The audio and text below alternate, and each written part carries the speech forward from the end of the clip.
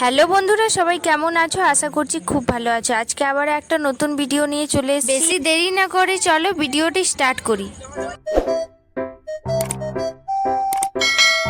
আচ্ছা, আমি এখানে নিয়েছি ব্রেড। এটা 10 টাকা প্যাকেট, বাজারে অ্যাভেলেবেল পাওয়াই যাবে। তো এটা আমি নিয়ে এসেছি। আর এটা আমার বেশিটা লাগবে না, এটা 4-5টা লাগবে। তো আমি 4-5টা সরিয়ে রেখে দেবো, আর বাকিগুলো আমি রেখে দেবো। তো এই 4-5টা, আর ব্রেডটা দেখো একদম ভালো আছে, মানে একদম ফাটা ফাটা নেই। তো এটা কিন্তু হবে যেমনটা আমি বানাবো, যে রেসিপিটা। তো দেখো এই 5টা-6টা আমি নিয়ে নিয়েছি মোট।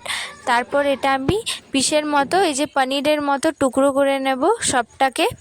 এটা আমি একসাথে কাটলে হতো, বাট এটা একসাথে কাটা হচ্ছে না, তাই আমি একটা একটা করে কেটে নেব। আর এরকমভাবে কাটতে হবে। দেখো কি সুন্দরভাবে কেটে গেছে। যাই হোক, চাকুটা আমার বেশি ধার ছিল না, তবে এরকমভাবে আপনারা কেটে নেবেন। এখানে আমি নিয়েছি একটা আলু, পেঁয়াজ, লঙ্কা। আপনারা যা সবজি দিতে পারেন, ক্যাপসিকাম, ফুলকপি, বাঁধাকপি, সমস্ত এটাতে চলবে। তো আমি ওই 3টেকে ভালোভাবে কুচিয়ে নিয়েছি। এখানে আমি একটু সর্ষের তেল দিয়ে ব্রেডগুলো যে টুকরো করে রেখেছিলাম সেটা আমি দিয়ে, এটা বেশি লাল করব না, হালকা করে এটা ভেজে নেব।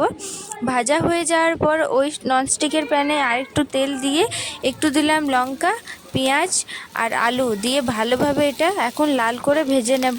একটু দিয়ে দিচ্ছি লবণ, ব্যাস। তারপরে এটা ভাজতে থাকো। আমি সিরিয়াস বলছি, এই রেসিপিটা আপনারা যদি না বানিয়ে থাকো তাহলে অবশ্যই বানাতে পারো। এই রেসিপিটা ব্রেকফাস্টে একদম ভালো, মানে এমনিতেও ব্রেড তো সবাই খাও সস লাগিয়ে, বাট এটা একবার বানিয়ে দেখবে, খুবই দারুণ লাগে এটা খেতে। আমি একবার বানিয়েছি, আমাদের ফ্যামিলি তো বলছে অসাধারণ হয়েছে, ভীষণ ভালো হয় এটা খেতে।